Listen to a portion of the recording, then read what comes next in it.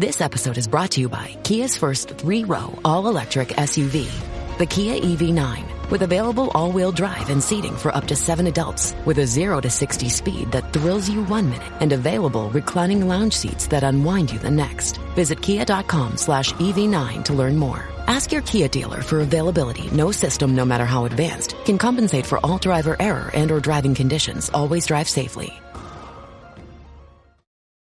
Welcome to the Human Capital Innovations Podcast, your go-to source for personal, professional, and organizational growth and development. We hope you tune in often for all things people management, organizational development and change, organizational leadership, and social impact related. Maximize your personal and organizational potential with Human Capital Innovations Podcast.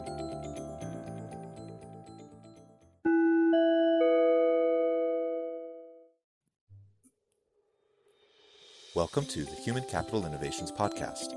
In this HCI Podcast episode, we share HCI Contributors Marissa Getz and Cassie Bingham's presentation on April 17th at the Ashoka Exchange Conference.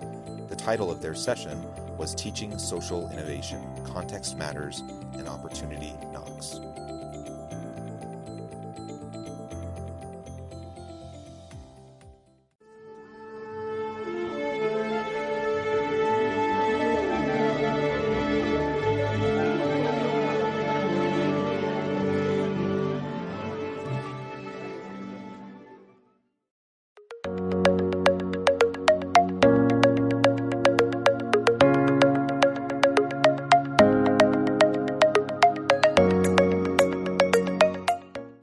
Thank you very much, Dustin. Good afternoon, everyone, or good morning, good evening, depending on where you're logging in from. So thank you for joining us in this virtual session for Ashoka U. And today's session is about teaching social innovation, context matters, and opportunity knocks. And I want to be able to take a moment to give you some insight about what our learning outcomes are going to be today. So you might have read this, of course, in the program, and what attracted you to our session. There's 2 things we want to be able to accomplish in this hour. One, we want to be able to assess how your institution's profile influences your curriculum. So give you some grist for the mill to be able to do that. And then also to provide you an opportunity to align your curriculum with current trends, goals, and stakeholder needs. And let me go ahead and introduce our presenters today. So we have presenters representing 3 different universities and engaging with 3 different universities in 3 different parts of the United States. And North America, including Canada. So we have Rebecca Odden and Jabari Brown, both affiliated with Tulane University. Rebecca Odden is Associate Director of Social Innovation Strategy of the Taylor Center for Social Innovation and Design Thinking at Tulane University. And Jabari Brown is the Outreach Coordinator and Site Manager for Grow That Youth Farm. And they are going to talk about some of the work they've been doing together. Anita Nowak is the Academic Associate for the Integrated Management Students Fellows Program at McGill University in Montreal. And she's going to present some work about the Integrated Management Fellows Program. Marissa Getz and Cassie Bingham, they are both affiliated with Utah Valley University. Marissa Getz is the Learning Coordinator for the Center for Social Impact, and Cassie Bingham is the Coordinator of Engagement for that same Center for Social Impact. And they're going to talk about the work that they do on their campus and within their community. And I, Lakita Blockson, I serve as your facilitator of this session. I'm the founding faculty director of social innovation, our Master's of Arts program, and I'm also an associate professor of business management at Agnes Scott College in Decatur, Georgia. All right, and last but not least, we have our guests from Utah Valley University. So Marissa and Cassie, feel free to unmute your mics. Thanks for inviting the unmuting ourselves. Thanks so much for all of your help in organizing all of this, Dr. Blockson. She's been absolutely vital to everything that we've done. So thanks so much. So if you could go to the next slide, actually. So what we have is a course that is an intro to social impact course. And we'll talk about it a little bit, but so currently it's housed in the business school, although we ourselves, the Center for Social Impact, are actually located in student affairs, but with a very, very strong connection, dual reporting to academic and student affairs, which is a really interesting place to be. The relationship gets kind of rocky sometimes, but that's okay. And so we're working on having our own prefix and being able to host courses out of our center and not out of a different school. And so this course is now required for a social impact scholar distinction, where students have to go through some service learning classes, or they have to work on they have to design and run an impact project themselves. And for any of our student leadership positions, we have an impact fellows program, et cetera. Because the class is so new right now, it's strongly suggested, but in the future, we plan on making it practically mandatory unless students understand the concepts themselves. Right now it's a 1-credit class. We're hoping that it can expand into 3 credits sometime soon. And it would be so easy. I mean, if we had to change it to 3 credits or even 2 credits tomorrow, we could do it. So that's kind of the intro to what our class is. And the purpose of it is how can we get students to really be thinking about these basic frameworks about social problems, about how to make a difference in the world. Oh, perfect. I was trying to go next myself. So in terms of context matters, some of the huge contextual factors that impacted our course design were, first, we're an open enrollment institution. We are the largest institution in Utah, so about 40,000 total students. That means we have so many identities, experiences, skill sets. And also with being an open enrollment institution, we have some students who go on to Oxford, and then we have other students who this is the only way that they're going to get through school is by going maybe 1 course a semester while they're working full time. So many of our students work full time. A lot kind of feel like they're in survival mode. They can't give a lot to extra opportunities. We've recently moved our center. It's recently been rebranded to Center for Social Impact from Volunteer and Service Learning, which is a huge shift. Huge, and there's a huge lag in students understanding our purpose and what that name change means.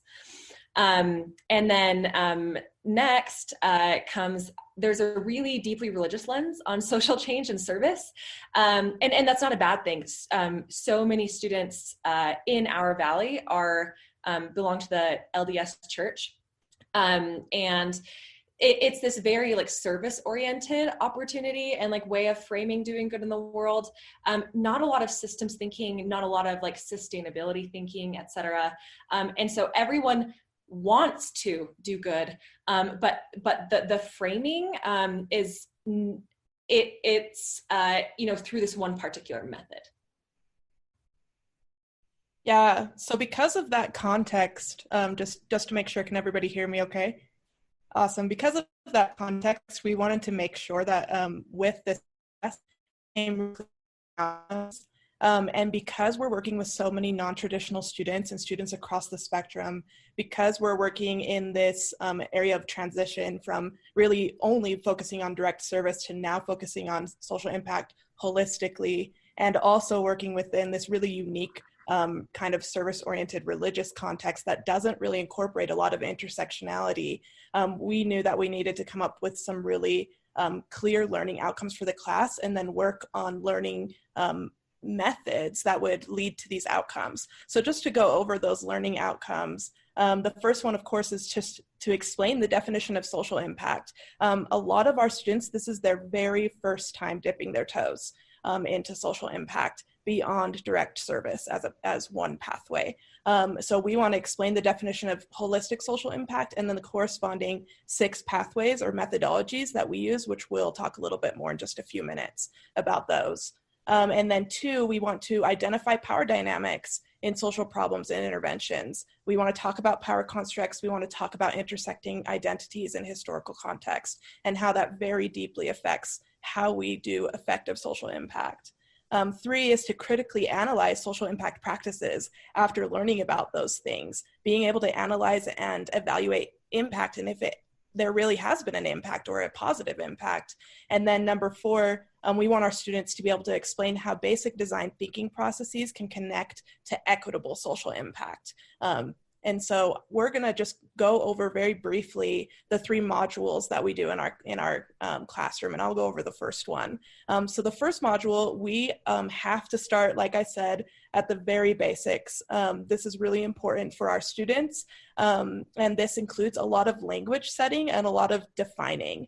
And this is something that we kind of learned, the first iteration of this class went fairly well, but one of the biggest weakness gaps that we identified was that we were assuming that our students knew a lot of terminology and a lot of jargon from the social impact field that they just didn't know. We were assuming that they knew certain concepts, even as basic to some of us as privilege and intersectionality. And those assumptions really, held us back a little bit from making some of those greater learning outcomes happen with some of our students. So in our second iteration, we ended up developing some tools to help us along those. So I'll go over this slide really quick and then show a few of those tools that we use to help our students really grasp these concepts as beginners. Of course, we go into what social impact is, and we have a cycle that I'll show that kind of helps students realize that social impact is an ongoing process and a long-term process if we want it to be sustainable and effective.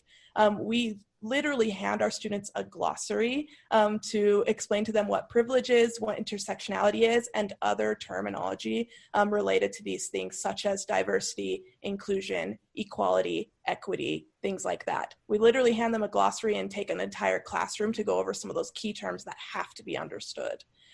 We also explain what systems thinking is, and then I'll show you some of the tools that we help to break down how you can start to map a system around a problem. We really emphasize defining and understanding social problems. We want our students married to problems and not married to solutions, because we know that leads to effective social impact. And that also includes creating a theory of change for implementation, and then also evaluating impact. So if you go to the next slide, I'll start showing you some of those tools and visuals that we use. So this is the first cycle that we show. This is before we go deeply in to design thinking later on in the course. This just shows that we define and understand a social problem, implement using a theory of change, go through that implementation intervention, and then we evaluate our impact, and then we reflect on that. These are the first three real systems mapping assignments that we take our students through. Like we said, they're really foundational and basic. We have them define a problem by the problem, scoping it by demographic and geographic location. We then have them create a problem tree, which has them identify root causes and contributing factors and the consequences of the problem and how those interloop and interrelate. And then we have them do a basic stakeholder systems map, which has them mapping out players within the problem. You can see that we've segmented that off by some of the basic sectors of society. And then our theory of change, which most of you are familiar with this, we've just changed a little bit of the terminology to make it more accessible. Instead of inputs, activities, outputs, we define those, what we invest, what we do, what happened, etc. All right, now on to the next module. So for kind of like the mid-period of our class, we talk about each one of these 6 pathways. So this framework originally comes from Stanford, from the Haas Center for Public Service, and they call them the 6 pathways to public service. We call them the 6 pathways to social impact, because that works for us. And so we talk about each one of these as methodologies, and just like Anita was saying, in a very solutions agnostic way, okay, well, you have to understand a system and the points of leverage. And so that's why we kind of talk about the first. You have to define the problem. You have to be apprenticing with that problem before you can choose a solution or a method, or even a combination of them. And a lot of people end up getting stuck on, oh, well, social entrepreneurship or just market-based solutions. That's the only way to do it. And a lot of... Unfortunately, I think Marissa's connection may have dropped out. I can continue. Awesome. Until it pops back on. So like she was explaining, we use this framework and we use these methodologies exactly like Anita was explaining, in kind of a solutions agnostic way.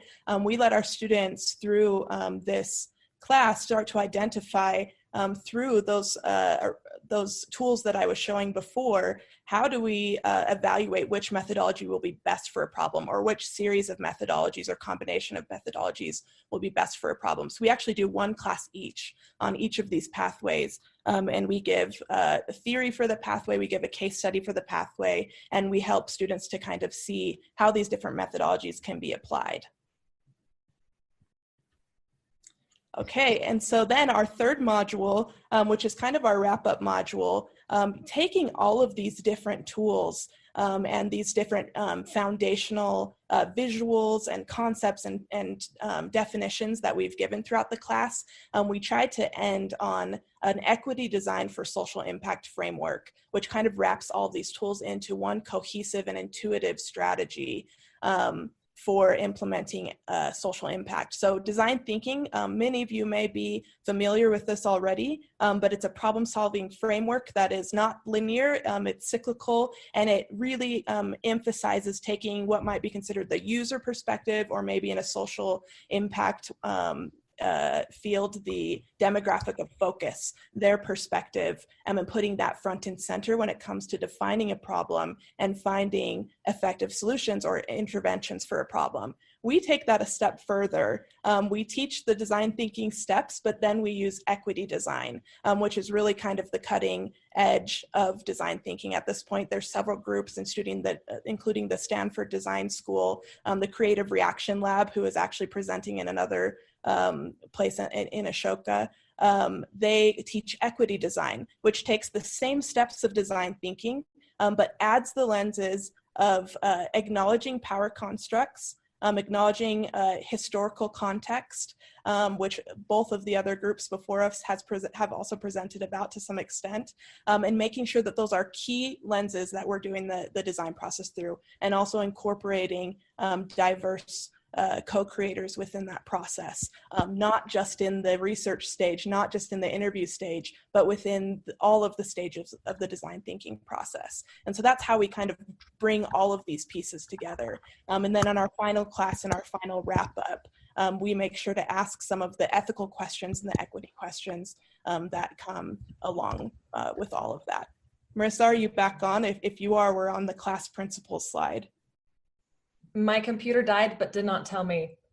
It was when we started, so I'm so sorry. That's very embarrassing. I know that we're running over time, so we're happy to talk about these class principles in the discussion. We've sort of talked about them already, but these are class principles that we give to students at the beginning. So if they're sort of pushing back against some of that, if where there's an organization that they really love and we're like, well, let's look at it, we're able to really talk through it using these principles. And same with the teaching principles. I'll take 10 seconds really quick just to reemphasize those. Language setting is our bread and butter. We cannot assume our person already know these concepts or these terminologies. Power, privilege, and systems are explicit in every topic of social impact, and we showcase a variety of methodological perspectives and then let students choose. So thank you so much.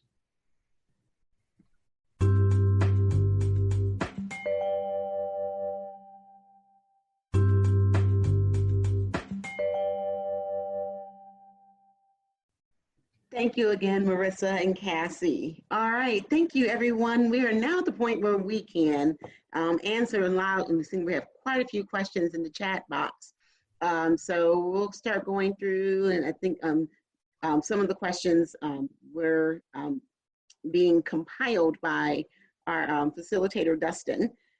So Dustin, if you would like to go ahead and start helping to read some of the questions that is coming through the chat box. Cool. I got a private message regarding the program around privilege and intersectionality. And the question is, how do you cover that in a short amount of time? And are there any challenges in covering that content area? I'm not sure if this was targeted towards a different program or what I was saying about it, but I'll shoot in and then somebody else can answer as well. There's definitely a challenge in covering that material in a 1-credit class, and that's why we're pushing so hard to have a more in-depth 3-credit class at the very least. We also try to incorporate the principles of equity and inclusion and privilege and intersectionality into all of the services that we provide from our Center for Social Impact. So a lot of the students that we teach kind of have crossover into some of our other programs or leadership opportunities. So we do try to push right now in any way we can these as the foundational blocks before somebody can really engage in effective social impact work in any way that we can, in trainings, in leadership workshops, in the programs that we have. But in our class, we have found that the best way to hotwire as much as we can is to do that language setting from the get-go. And when we send off, I've seen a lot of emails, we're going to be sending our syllabi, our syllabus, and also some of those tools. We can send the glossary and the slides that we use because we have found a way to use some really basic definitions for those words and like really cool analogies and metaphors that seem to help, especially in a place where we're teaching students who are really not from a super diverse setting here in Utah County. And so we've had to like really water it down to the very fundamentals, to the easiest way to understand. We're always working on improving that, but we feel like we've got some pretty cool tools that we'll be sharing with anybody who would like them. Just to add one more thing is I think that, so we have that original like language setting conversation, we talk about it, there's a lot of reflection. They have an assignment where they have to reflect outside of class and after class. And also that's a running theme in all of the rest of our conversation. So as we're talking about those different methodologies like policy and governance, you know, we have these questions like, well, who has the power here? Why do they have the power here? When we're talking about systems, we talk about redlining and talk about, oh, well, what does this mean for, you know, how do we, you know, how do these ideas of privilege and intersectionality connect with systems? So it's like this, we really language set very strongly and have some pretty hardcore reflection at the beginning, but then it's built into every other class and connected to every other piece that like talking about philanthropy, et cetera, all those things. So yeah, it's a really, when we say it's an important theme of our class, we really do mean that every single class it comes up. Yeah, I can jump in. Kelly asked a question. She said, how do you actually address intersectionality in this work? So one thing that I would throw in there that I really super skimmed in our presentation, it's really helped us to find the frameworks of the equity design thinking. The equity lens, if I'll put a couple of links into the chat right after I respond to this, because there's a couple of different groups who have really got a hold on this, especially the Creative Reaction Lab. They've designed a framework called the equity-centered community design. It really can be applied in any social impact work and also in just like academic and educational work. It's a framework that, like I said, it forces us to look at a few different lenses. It forces us to invite diverse co-creators. That could be diverse ideologically, it could be diverse ethnically, racially, religiously, from any background, depending on what problem you're trying to solve in the work. But then it also asks us to look at historical context. And that's something, you know, Marissa used an example from our class. We always use redlining as an example of that. If you're trying to solve issues for Black communities in the United States and redlining or the industrial prison complex or the war on drugs or Jim Crow laws is not a part of that conversation, you won't be able to fix those problems. You won't be able to effectively address those problems. And that goes for any social challenge. If we're not reconciling with historic context and then also with the power constructs that presently exist, right? Which is the other lens that equity design brings to social impact. Power constructs and power dynamics that presently exist. If we're not looking at those, bringing in diverse co-creators and people to bring input, historical context around problems and around populations, and then the existing power dynamics and existing power constructs, we won't be able to do this work. And so that is something that we use across all of our programming and the curriculum that we've developed. We always emphasize those lenses. So like I said, I'll put a link in the chat that takes you to that framework that's been developed. But that's one of the best tools that I've found to easily create understanding around what is needed to understand intersectionality, because those lenses lead us to looking at the intersecting identities and what those identities bring to the table when we're involved in social impact work. And then one other thing that I'll add to the last question, as educators, when we are trying to be exemplars of acknowledging privilege and identifying intersectionality, is also putting that into action, not only being an educator, and Marissa kind of touched on this when it came to our interactions with our students, but also on our campuses. Are we showing up for the different events and the different programs and different things that are being put on by different communities represented on campus? Marissa and myself, we've made that one of our goals this semester. And when we've shown up to things being put on by the Black Student Union or by the LGBTQ+ coalition or whatever, we've been shocked by how few staff and faculty have been represented at some of these events. And we have been able to make connections with students and build rapport and trust with students when they've seen us there. Not when it's required, but when we've opted to be there. And that has been one of our quickest ways of showing, exemplifying these characteristics as educators.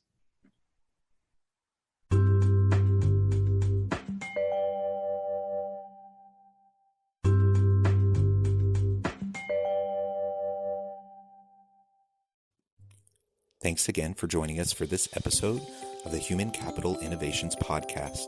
I hope you stay healthy and safe and that you have a great week.